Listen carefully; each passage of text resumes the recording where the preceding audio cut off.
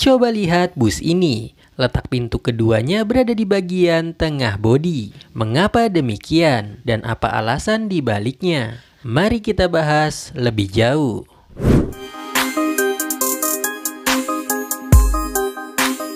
Pintu pada bus memiliki peran yang begitu penting terutama untuk keselamatan. Sehingga posisi pintu yang ada pada bus harus sesuai dengan aturan yang ada. Dan hal ini juga yang membuat bus produksi terbaru tidak menggunakan pintu pengemudi, seperti bus produksi lama. Hal itu karena menurut Perhub nomor PM 29 tahun 2015 tentang perubahan atas Peraturan Menteri Perhubungan nomor PM 98 tahun 2013. Tentang standar pelayanan minimal angkutan orang dengan kendaraan bermotor umum dalam trayek. Lebih lanjut dijelaskan dalam lampiran standar pelayanan minimal angkutan antar kota, antar provinsi atau AKAP. Dan standar pelayanan minimal angkutan antar kota dalam provinsi atau AKDP. Nomor 2G6.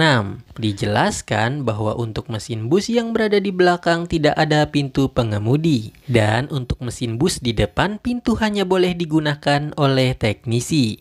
Dengan adanya aturan tersebut, bus produksi terbaru terutama yang diproduksi di atas sasis bus bermesin belakang umumnya tidak memiliki pintu pengemudi untuk akses naik dan turunnya pengemudi. Serta selagi pun ada pintu pengemudinya, maka hanya difungsikan sebagai akses maintenance. Lantas bagaimana dengan keberadaan pintu pada bagian tengah bodi bus seperti ini? Mari kita bahas. Sebenarnya bus dengan pintu tengah seperti ini sudah ada sejak beberapa dekade belakangan, sehingga bus berpintu tengah ini bukanlah hal baru di industri transportasi bus Indonesia, di mana bus dengan pintu tengah sendiri umumnya terdapat pada bus yang diproduksi di atas sasis bus tipe 6x2, yang biasanya dipasangkan bodi tipe SHD dan double decker. Hal itu lantaran bus dengan sasis premium tidak memiliki cukup banyak ruang pada bagian belakangnya karena terdapat komponen yang letaknya tidak bisa dirubah, sehingga dipindahkannya posisi pintu pada bus bersasis premium tersebut menjadi opsi terbaik untuk saat ini.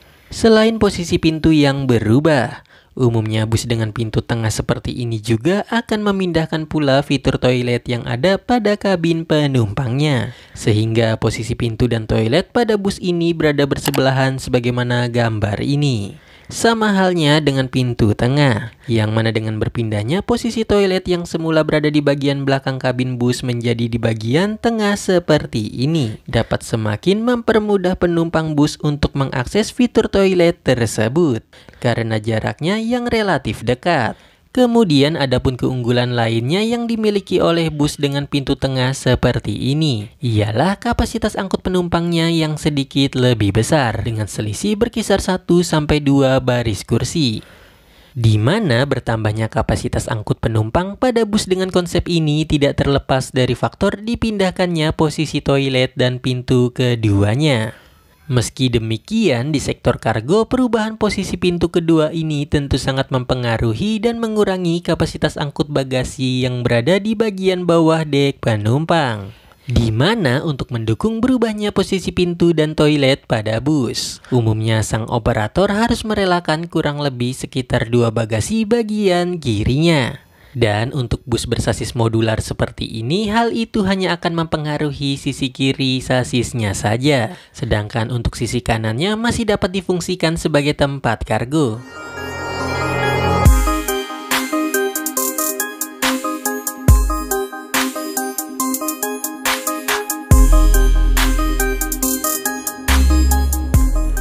Di sisi lain, bus dengan pintu tengah seperti ini juga tidak hanya dapat kamu temui pada bus dengan sasis berpenggerak 6x2, yang mana ada beberapa operator bus yang menerapkan konsep pintu seperti ini pada armada busnya yang diproduksi di atas sasis bus berpenggerak 4x2.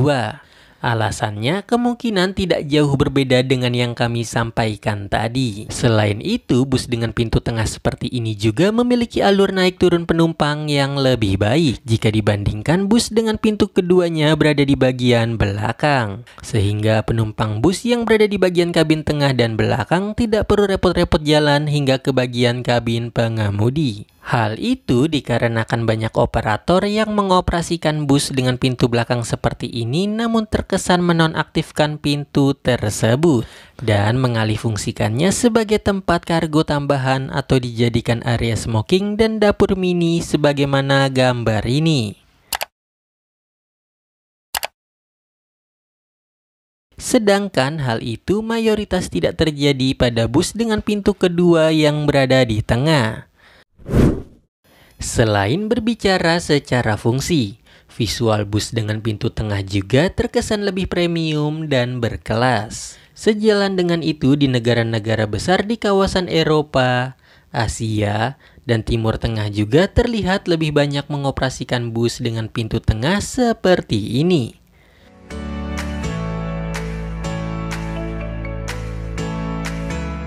Setelah membicarakan fungsi dan visualisasi dari bus dengan pintu tengah seperti ini, mari kita melihat ada perusahaan otobus apa saja yang saat ini menggunakan pintu dengan konsep tersebut.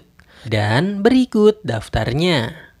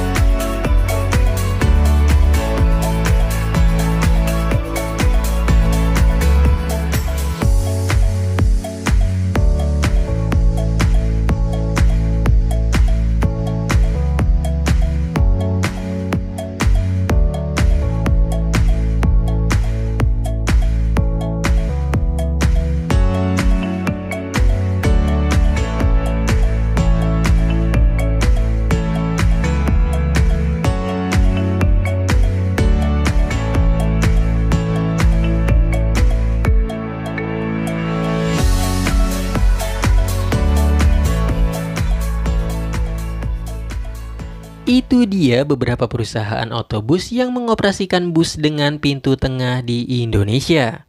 Dan adakah perusahaan otobus lainnya yang netizen bus ketahui? Yuk langsung saja bagikan pendapat kamu di kolom komentar. Sampai jumpa di video selanjutnya.